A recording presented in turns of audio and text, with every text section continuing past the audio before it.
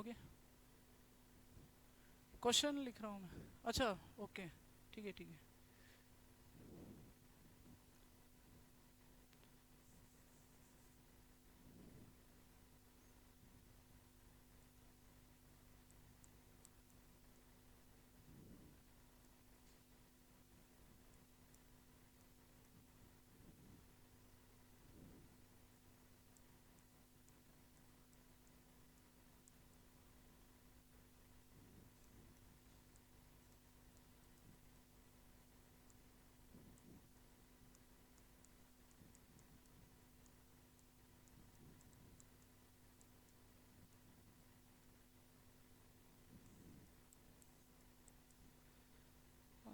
Next question लिखो।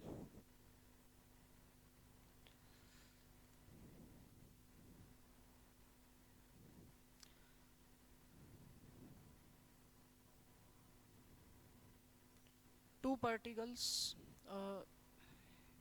हिंदी में लिखो, दो समान द्रव्यमान के कण, दो समान द्रव्यमान के कण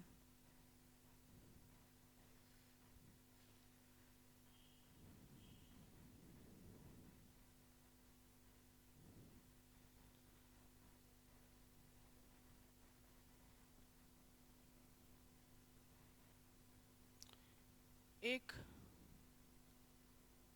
वृत्त की परिधि पर, एक वृत्त की परिधि पर एक दूसरे के विपरीत, एक वृत्त की परिधि पर एक दूसरे के विपरीत सिरों पर है।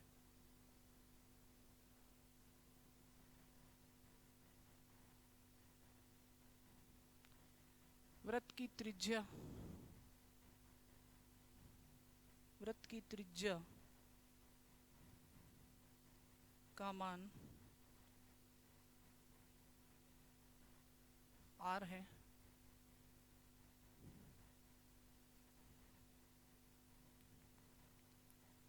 इनके मध्य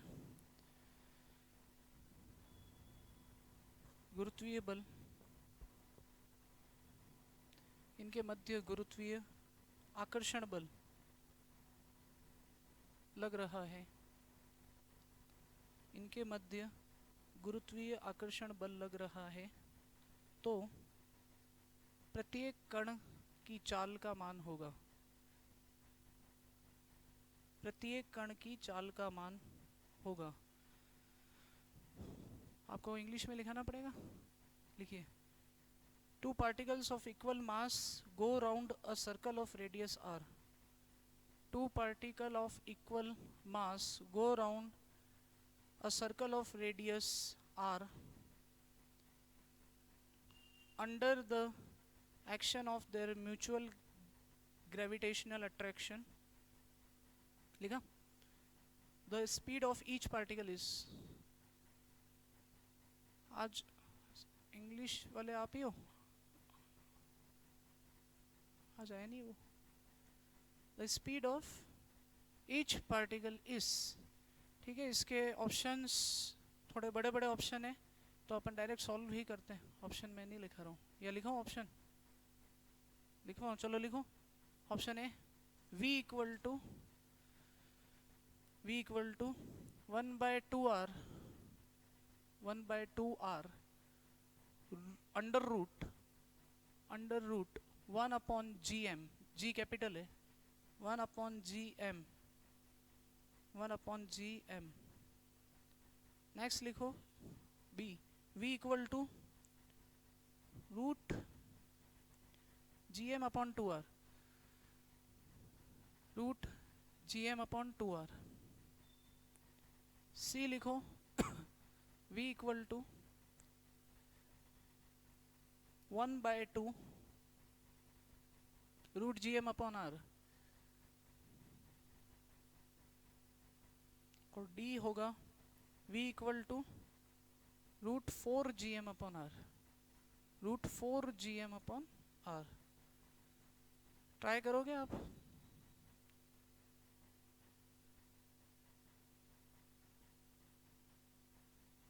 क्वेश्चन में थोड़ा समझा देता हूँ। यहाँ पर आपको गिवन है दो m1 और m2, दो जो पार्टिकल्स है यानी दो जो कण है, दोनों के द्रव्यमान एक समान है, यानी कि सेम मास के दो पार्टिकल्स हैं। ये दोनों एक सर्कल के अपोजिट कॉर्नर्स पे, या मान लो m1 है और यहाँ पर क्या है m2। सर्कल की जो रेडियस है ये r गिवन है हमको, रेडियस की वैल्यू कितनी है r। तो इन दोनों के बीच में जो गुरुत्वीय आकर्षण बल है यानी ग्रेविटेशनल अट्रैक्शन फोर्स, जिसको हम किससे शो करते हैं F से, वो बैलेंस हो रहा है इन दोनों पे। सेंटर, इस सेंटर को हम O से शो करें, सेंटर से बाहर की तरफ एक और बल लगता है, उसको हम क्या बोलते हैं FC। FC का मतलब क्या होता है सेंट्रीफ्यूगल फोर्स। सेंट्रीफ्यूगल को क्या बोलते हैं अभिकेंद्रीय बल। जो कोई भी ऑब्जेक्ट है वो वृत्ताकार पथ में गति करता है, सर्कुलर मोशन करता है, तो सर्कल के सेंटर से बाहर की तरफ कौन सा बल लगता है उस पे अभिकेंद्रीय बल। अभिकेंद्रीय बल को हम क्या लिखते हैं FC। FC का मतलब होता है सेंट्रीफ्यूगल फोर्स, और ये बैलेंस होता है अंदर की तरफ लगने वाले अपकेंद्रीय बल से। यहाँ अपकेंद्रीय बल कौन सा है, ये वाला। ये एक थोड़ा सा इसमें एरो चेंज कर देते हैं। यहाँ पर जो अपकेंद्रीय बल है वो आपके पास अंदर की तरफ लग रहा है। कैसे लग रहा है देखो, ये मास और ये मास, इन दोनों को एक दूसरे की तरफ आकर्षित करने वाला जो बल है वो कौन सा होगा गुरुत्वीय बल, यानी कि ग्रेविटेशनल फोर्स। कल हमने पढ़ा था ग्रेविटेशनल फोर्स कौन से नेचर का होता है, अट्रैक्शन, आकर्षण प्रवृत्ति का होता है। तो जो अपकेंद्रीय बल है वो कौन सा है F है, और जो अभिकेंद्रीय बल है वो कौन सा है FC। समझ में आई बात। तो आपको क्या निकालना है यहाँ पर, इनकी चाल का मान, यानी कि ये किस चाल से यहाँ पर घूम रहे हैं, v की वैल्यू आपको इनके लिए निकालनी है। ये मान लो चक्कर लगा रहे हैं, तो कितनी चाल से या कितनी स्पीड से चक्कर लगा रहे हैं अपने को फाइंड करना है, v की वैल्यू निकालनी। ऑप्शन भी देखो ऐसे ही दे रखे हैं। कैसे करेंगे सॉल्व, कोशिश करो कैसे करेंगे सॉल्व। v की वैल्यू फाइंड करनी है।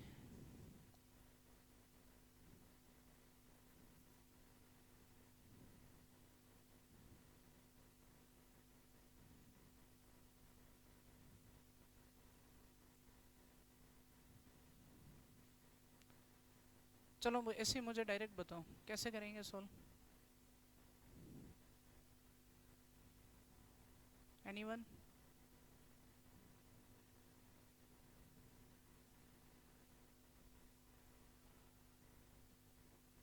FC सेंटर से दोनों पे लग रहा है सेंट्रीफ्यूगल फोर्स, लेकिन ये वाला फोर्स दोनों के बीच में लग रहा है, तो ये उसको बैलेंस कर रहा है।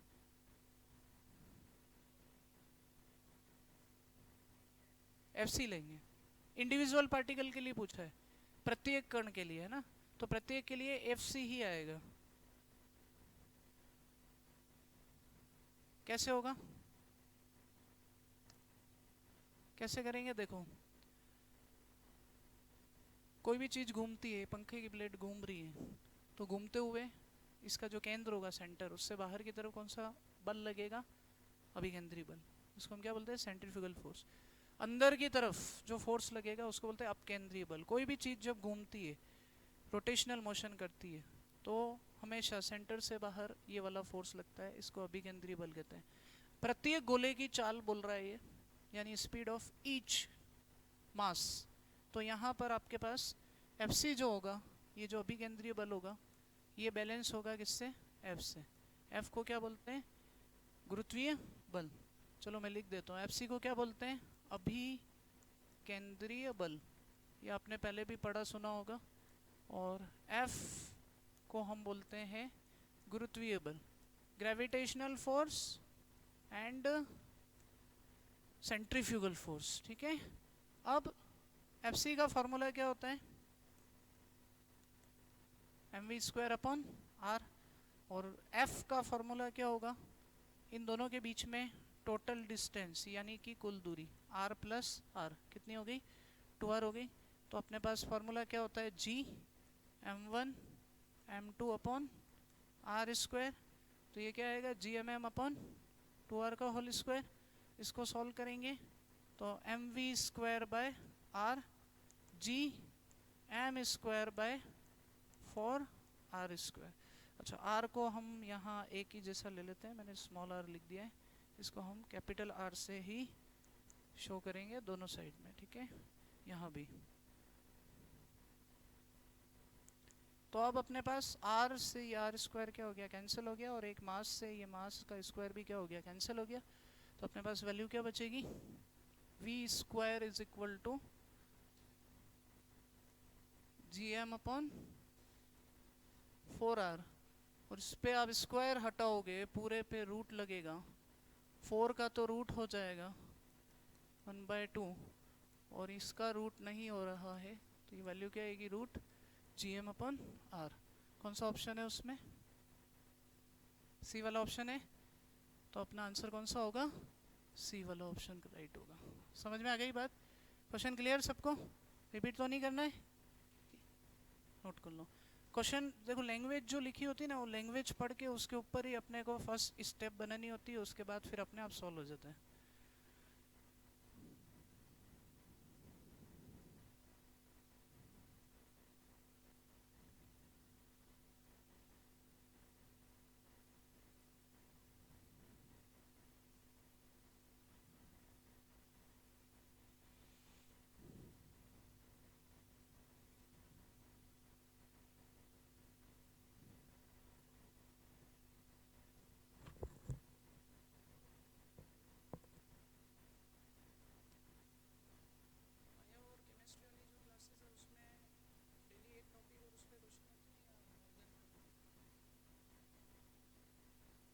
एक टॉपिक ही कवर होता है, उस पर क्वेश्चंस होते हैं, या एक से ज़्यादा टॉपिक होते हैं,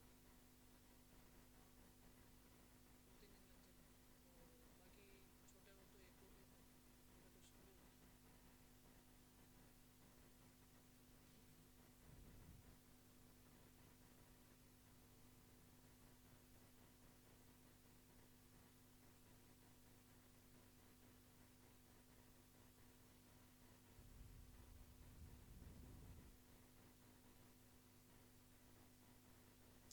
आपको क्वेश्चन शीट्स जो टॉपिक चलता है उसकी दे देते होंगे, अभी ग्रेविटेशन की दे रखी है, अब मिलेगी, और पिछले वाले जो टॉपिक है उनकी दे रखी है।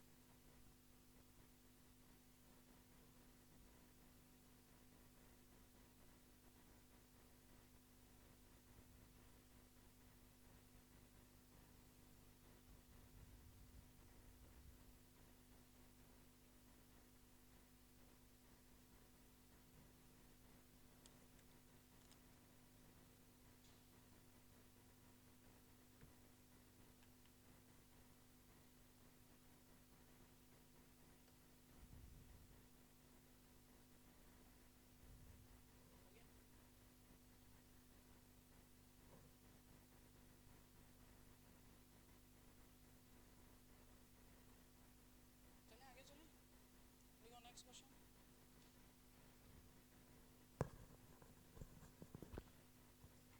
हाँ, इंग्लिश वाले लिख दो फटाफट। Force between two objects of equal masses is F. Force between two objects of equal masses is F. दो समान द्रव्यमान के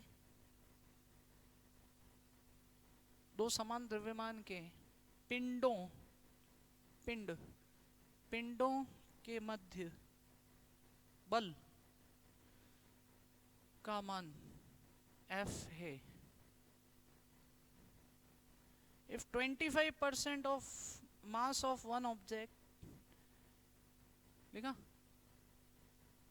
if 25% of mass of one object is transferred to the other object, यदि एक पिंड के द्रव्यमान का 25%, यदि एक पिंड के द्रव्यमान का 25% द्रव्यमान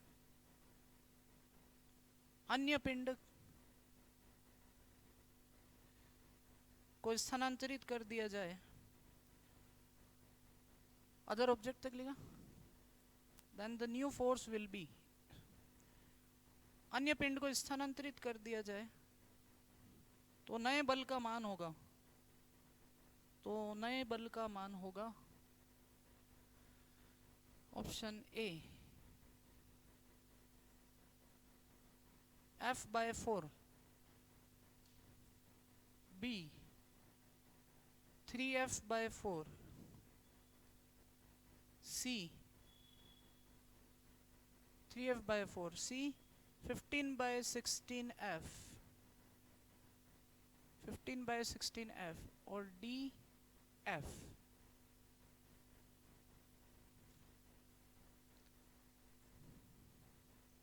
ट्राई करेंगे।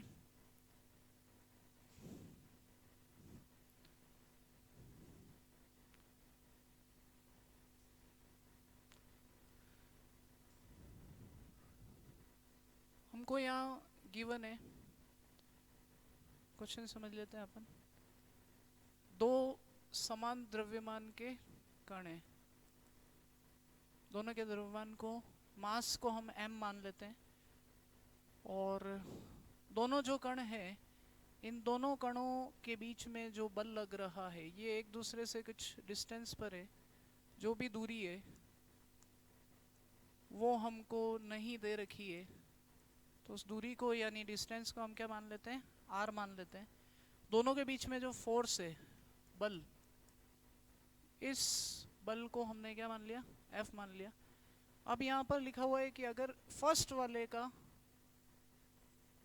25% जो मास है वो किसको दे दिया जाए, सेकंड वाले को। मान लो ये 100 है, पहले ये कितने टाइम्स है ये मास, फर्स्ट केस में कितना टाइम्स है ये 100, और ये भी 100 है।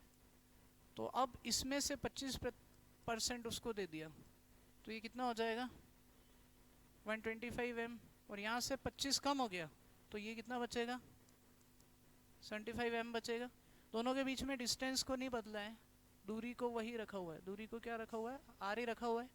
तो दोनों के बीच में न्यू फोर्स, इसको मान लेते हैं F' मान लेते हैं। ये नया बल दोनों के बीच में कितना रह जाएगा पहले वाले के टर्म्स में, यानी कि वैल्यू पहले वाले बल की टर्म में निकालनी है। ठीक है, चलो अब करो सॉल्व। आधा तो मैंने कर ही दिया है। सी वाला है, क्या आ रहा है सी में, 15/16, ठीक है, राइट है। और किसका हो गया,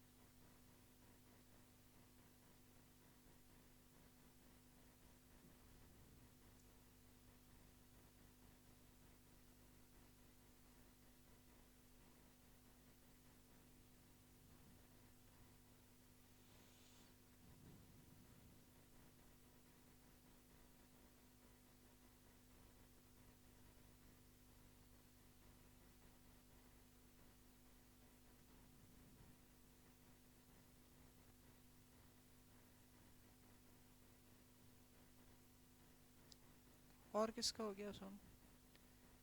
आज आपका आंसर नहीं आया अभी तक, ये वाला आया नहीं आया, क्या नाम है तुम्हारा, क्या नाम है, प्रकल्प।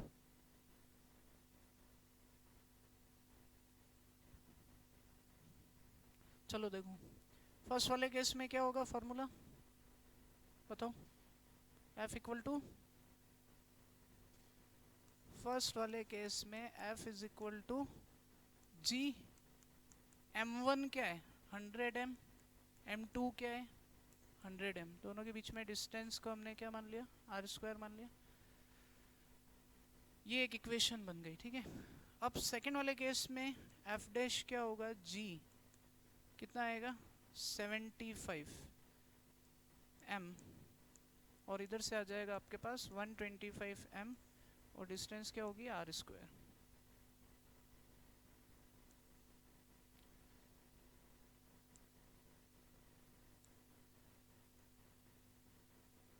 अब अगर मैं इसमें इसको डिवाइड करता हूँ, इसके अंदर इसको डिवाइड कर दो डायरेक्ट, ठीक है, तो क्या होगा आपके पास, देखो दो तरीके, या तो इसको सॉल्व करो तो ये कितना आएगा 10,000 m square upon R square, ऊपर जी आएगा, है ना, और फिर इसको सॉल्व करो और इसकी टर्म में आंसर निकालो, या फिर सीधा सा है इसके अंदर इसको डिवाइड कर दो, तो जो कैंसिल हो रहा है वो सब कैंसिल हो जाएगा। तो क्या होगा अपने पास एफ डैश अपॉन एफ, इधर क्या होगा बताओ, यहाँ पर क्या बचा G 75 m 125 m divide by R square और यहाँ पर जी 100 m 100 m, और जो आर स्क्वायर है वो यहाँ से कहाँ चला जाएगा, ऊपर चला जाएगा। अब देखो एम एम आर स्क्वायर जी, ये सब क्या हो गया, कैंसिल हो गया। तो डिवाइड करने से ये बेनिफिट रहता है, जो कैंसिल होना होता है सब कैंसिल हो जाता है। अब देखो इसको मैं किससे कैंसिल कर सकता हूँ, 25 से, कितनी टाइम 3 और 4 टाइम, और इसको आप किससे कैंसिल कर सकते हो वापस 25 से, कितने टाइम 4 टाइम, और ये 5 टाइम।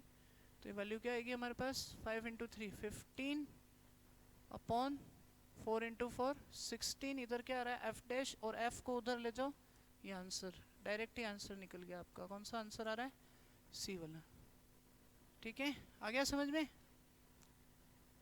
यस नो आया, रिपीट तो नहीं करना है, रिपीट करना है क्या। अब नया टॉपिक पढ़ेंगे, यहाँ तक नोट कर लो।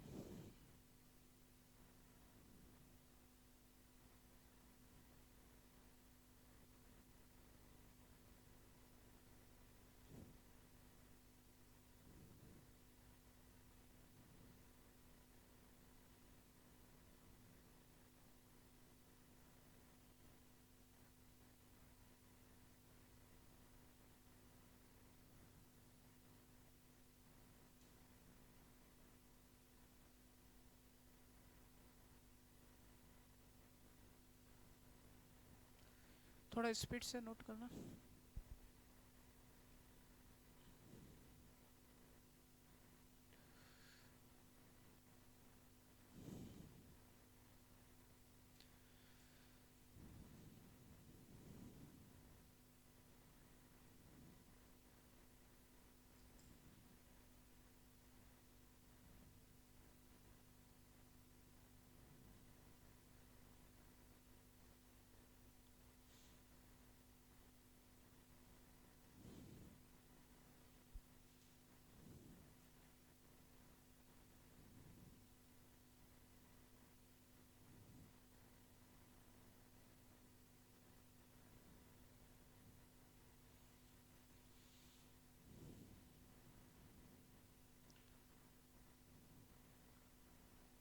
दो बजे से स्टार्ट होती है क्लासेस, 1 बजे से, बट स्टार्टिंग में जो बॉटनी और जूलॉजी वो अलग अलग होगा, 1 से 5 बजे तक लास्ट में अपनी, उससे पहले नहीं आते हो तो मॉर्निंग में दूसरी कोई क्लासेस या रिवीजन वगैरह, जीके वाले आते हैं, फर्स्ट पेपर वाले।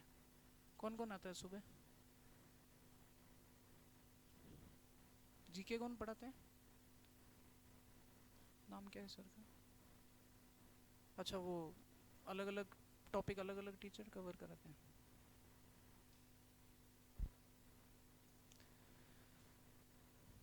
जीके में भी तो बहुत सारी चीज़ें हैं, पॉलिटिक्स हिस्ट्री वगैरह, इंडिया का अलग है, राजस्थान का अलग है। हो गया, नेक्स्ट हेडिंग लिखिए,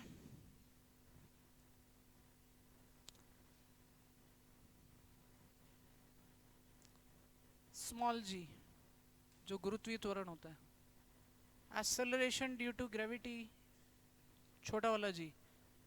हाँ, न्यू हेडिंग, नया टॉपिक पढ़ रहे हैं। क्वेश्चंस यहाँ पे इस टॉपिक के फिनिश हो चुके हैं, अब न्यू टॉपिक न्यू क्वेश्चन करेंगे। पहले टॉपिक समझते हैं, ठीक है।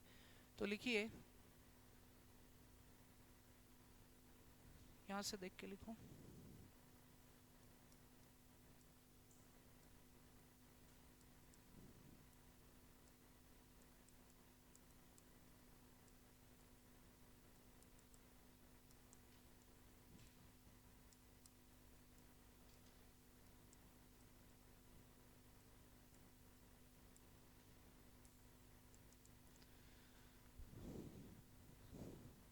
स्मॉल जी को क्या बोलते हैं?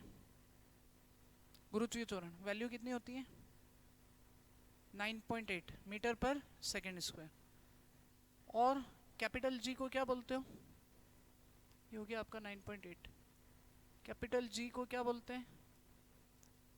Universal gravitational constant. वैल्यू कितनी होती है?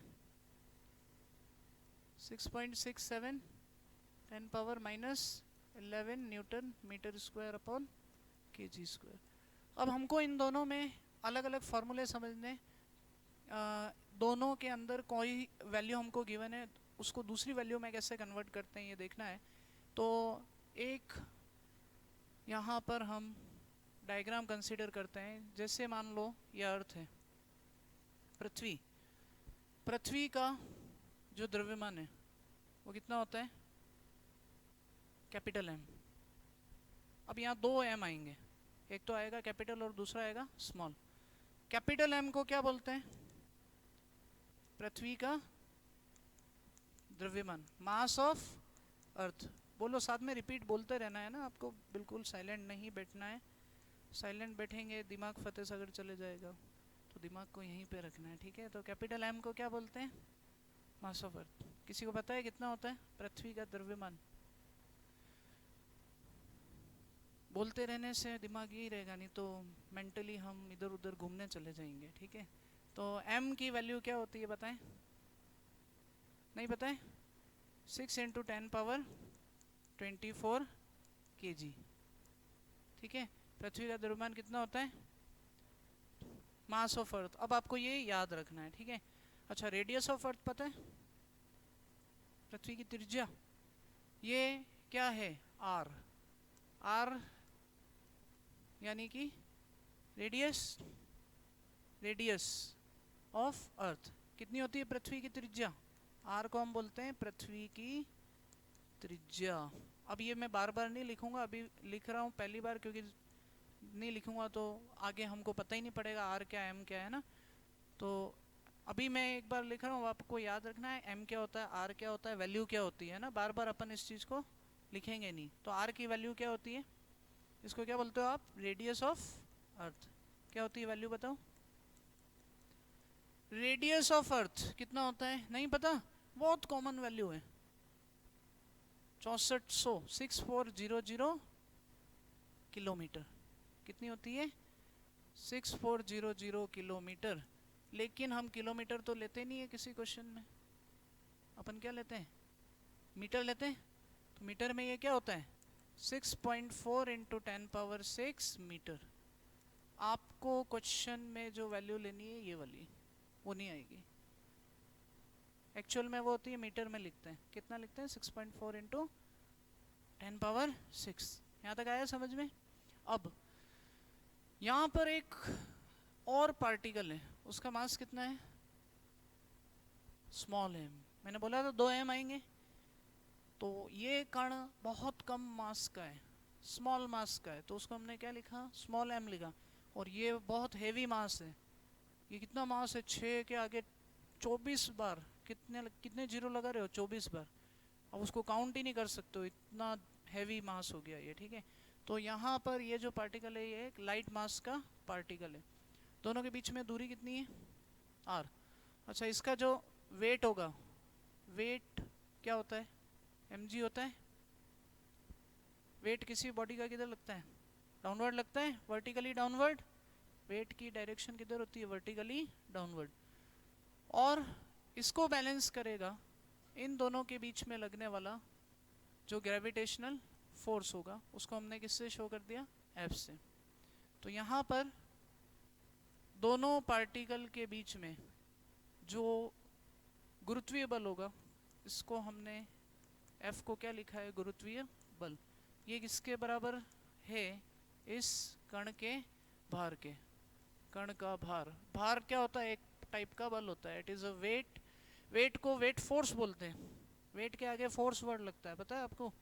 वेट क्या है, एक टाइप का फोर्स है। और ये किससे बैलेंस हो रहा है, ग्रेविटेशनल फोर्स से।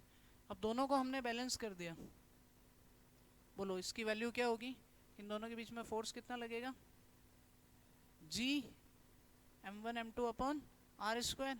इसको m1 मान ले, उसको m2 मान ले, बोलो क्या आएगा, बोलते जाओ, m small m upon R square, ऐसा होगा। और वेट को क्या बोलते हो आप, mg, ये वेट। इसको मैं w लिख देता हूँ यहाँ पे, वो w लिखा है जो, ठीक है। अब कुछ कैंसिल हो रहा है, क्या कैंसिल हो रहा है बताओ, m से m कैंसिल हो गया, तो वैल्यू क्या बची, gm अपॉन आर स्क्वायर। कौन सा फॉर्मूला आ गया, रिलेशन नंबर फर्स्ट, किसके बीच में, स्मॉल g और कैपिटल G के बीच में। क्या आया, G equal to G M upon R square, जिसमें ये R क्या है, रेडियस है, M क्या है, M कौन सा आ रहा है, स्मॉल आ रहा है या बिग आ रहा है, कैपिटल M। कैपिटल M की वैल्यू हमने कितनी पढ़ी है, वो वाला M तो गया, ठीक है। और अपन में क्या आ गया, रेडियस आ गया। फॉर्मूला याद हो गया आपको, ये आगे आने वाले सारे टॉपिक में लगभग हर क्वेश्चन में ये फॉर्मूला यूज आएगा। G इक्वल टू क्या होता है, G M upon R square, very important formula. यहाँ तक क्लियर। अब अगर मैं पृथ्वी के घनत्व की बात करता हूँ, density, rho, density of earth या पृथ्वी का घनत्व, तो रो इक्वल टू क्या होता है, m अपॉन v होता है। कल भी एक क्वेश्चन में ऐसी स्टेप लिखी थी हमने, इसको इधर ले जाओगे तो ये रो v इज इक्वल टू क्या होगा, m होगा। इसको रो v बोल रहा हूँ, रवि नहीं बोलेंगे, है ना, रवि तुम्हारे दोस्त का नाम। यहाँ पे इसको क्या बोलते हैं, रो v। रो का मतलब क्या है, घनत्व पृथ्वी का।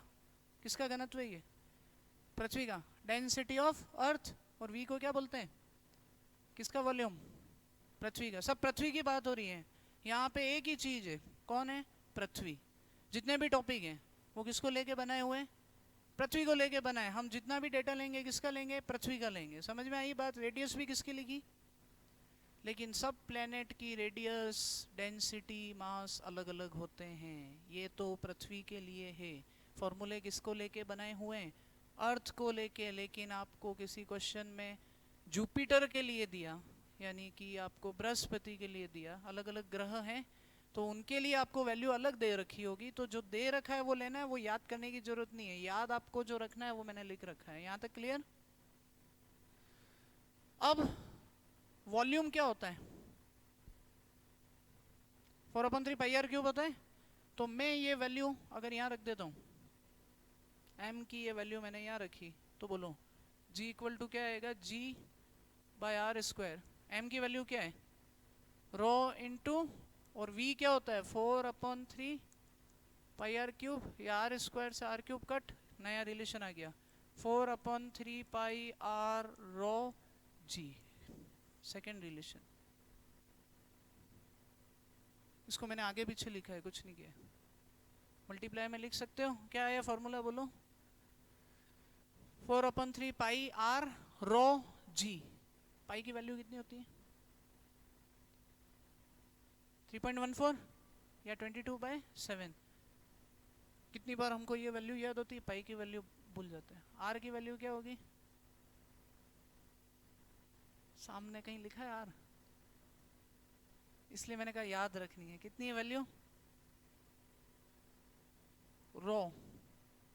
रो की वैल्यू आपको दी हुई होगी, जो भी दी हुई होगी वो यहाँ पे रखनी है। और जी की वैल्यू कितनी होती है, फॉर्मूले याद हो गए, तो बोलो फर्स्ट फॉर्मूला, आज एक काम करना है, या कल संडे है, कल अच्छा दिन है, एक चार्ट बनाना है। चार्ट कौन सा? ये तुम्हारे पास ही रखना है, मैं नहीं लूँगा। चार्ट कौन सा? जो बड़ी ड्राइंग शीट आती है 5-10 रुपए वाली, वो लेना। जैसे जैसे चैप्टर होते जाए, जो हो गए वो भी और जो हो रहे हैं वो भी, केवल फॉर्मूले लिखने हैं। पूरे पूरे टॉपिक मत उतारना, कहीं पूरी रामायण उतार दो। क्या लिखना है? केवल फॉर्मूले। जैसे मान लो ये टॉपिक है, इसमें कितने फॉर्मूले? 2 फॉर्मूले। 2 फॉर्मूले कौन से? फर्स्ट कौन सा है? ये वाला।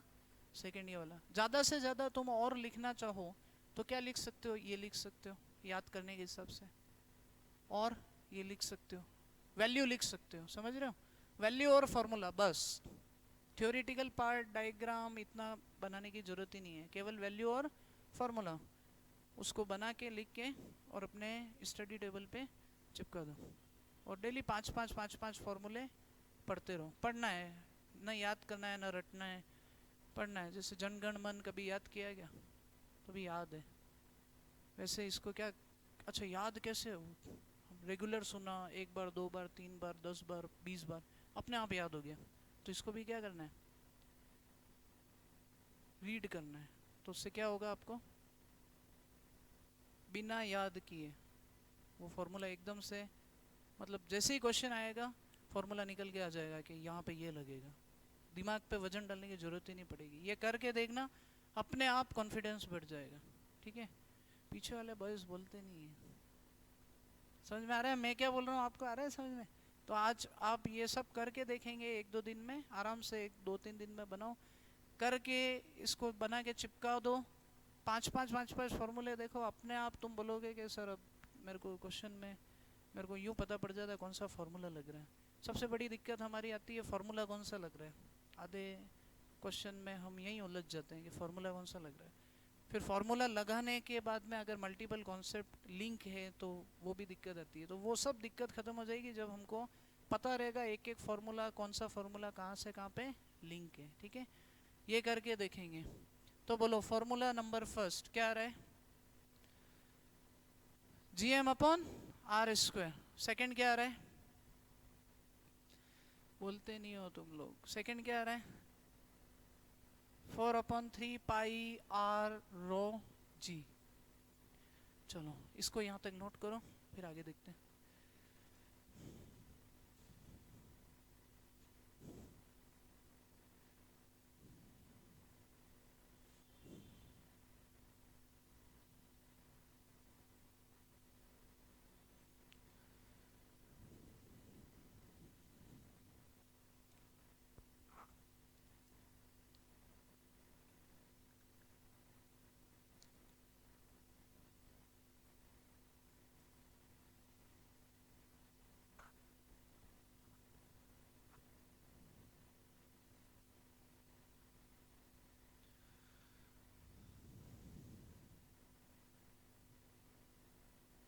इससे आगे वाला टॉपिक फिर अपन नेक्स्ट क्लास में ही शुरू करते हैं, अभी हो नहीं पाएगा, तुम भी लेट होगे। ठीक है? यहाँ तक आया सबको समझ में? एक को आया, बाकी सब बाकी साइलेंट मोड